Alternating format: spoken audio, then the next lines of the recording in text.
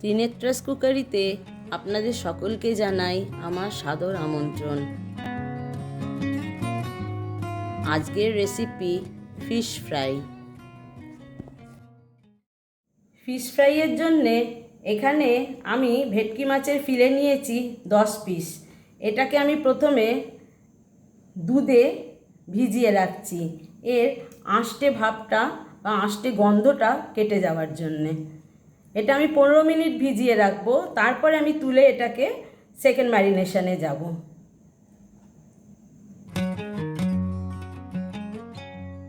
এবার একটা বলে 2 টেবিল চামচ পেঁয়াজ বাটা নিলাম, আদা বাটা 1 টেবিল চামচ, রসুন বাটা 1 টেবিল চামচ, লঙ্কা বাটা 1 টিস্পুন, ধনেপাতা বাটা এটাও 1 টিস্পুন দিলাম, গোলমরিচের গুঁড়ো, আজিনামোটো এটা আপনারা অপশনাল, দিতেও পারেন নাও দিতে পারেন, গরম মশলার গুঁড়ো, স্বাদ মতন নুন, কর্নফ্লাওয়ার আর লেবুর রস দিয়ে দিলাম। এবার এটাকে ভালো করে মিক্স করে নিচ্ছি। মিক্স করে নিয়ে আমি এর ভেতরে ফিলেগুলো দিয়ে দেবো। যারা আমার চ্যানেলটিকে সাবস্ক্রাইব করেছেন তাদের অনেক অনেক ধন্যবাদ পাশে থাকার জন্য। যারা এখনও করেননি দয়া করে আমার চ্যানেলটিকে সাবস্ক্রাইব করে দেবেন। ফিলেগুলো এর ভেতরে দিয়ে দিচ্ছি। এরকম ঘষে ঘষে প্রত্যেকটা মাছের গায়ে মশলাগুলোকে মাখিয়ে নিচ্ছি। নিয়ে আমি এটা অ্যাটলিস্ট আধ ঘন্টা রেখে দেবো ম্যারিনেট করে। মাছের ফিলেতে ভালো করে মশলাটা লাগিয়ে আমি একটা এয়ারটাইট কন্টেনারে ভরে আধ ঘন্টার জন্যে ফ্রিজে রেখে দেবো। আধ ঘন্টা পরে ফ্রিজ থেকে মাছটা বের করে আমি বোলের মধ্যে নিয়ে নিচ্ছি।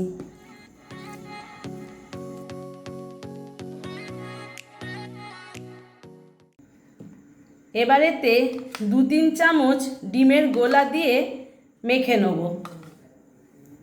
এখানে বিস্কুটের গুঁড়ো বা ব্রেড ক্রাম্বসে আমি একটু নুন দিয়ে দিলাম। ডিমে নুন আর গোলমরিচ দিয়ে এটা আমি 15 মিনিট ফেটিয়ে রেখে দিয়েছিলাম, তাহলে ডিমটা একটু থিন হয়ে যায় আর দুটো ডিমে আপনারা অনেকগুলো গড়তে পারবেন। এবার একটা ফিলে নিয়ে ব্রেড ক্রাম্বসের ওপর ভালো করে লাগিয়ে নিচ্ছি।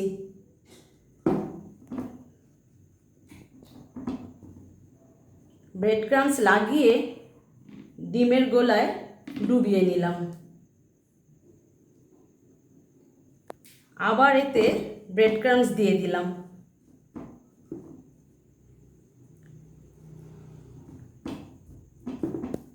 আমি ডাবল কোট করছি, আপনারা যদি সিঙ্গল কোট করতে চান আপনারা সিঙ্গল কোট করতে পারেন। আমি এটা আবার ডিমে ডোবাচ্ছি।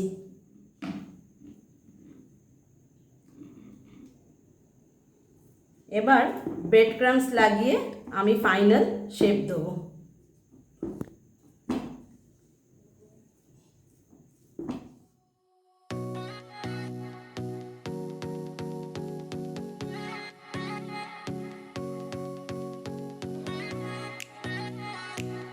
আর একটা ফিলে আমি গড়ে দেখাচ্ছি।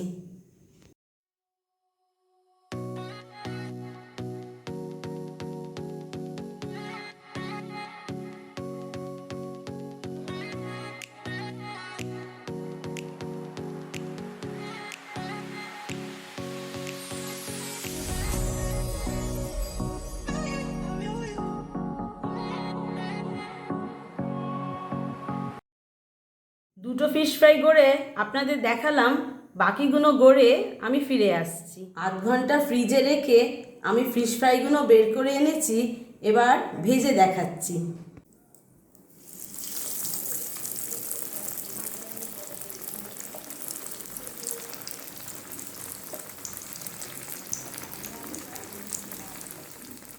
একটা পিঠ ভাজা হয়ে গেলে এবার আমি উল্টে দিচ্ছি।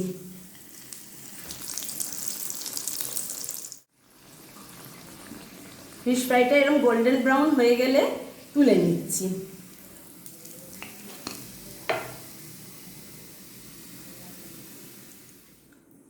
আর একটা ফিশ ফ্রাই ভেজে আপনাদের দেখাচ্ছি।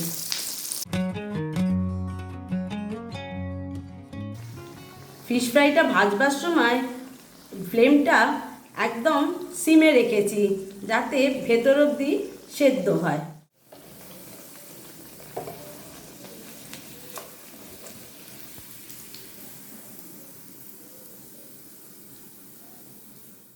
আমার রেসিপিটি কমপ্লিট হয়ে গেছে। আপনাদের কেমন লাগলো একটু কমেন্ট সেকশানে লিখে জানাবেন, আর একটু লাইক করবেন, শেয়ার করবেন। ধন্যবাদ।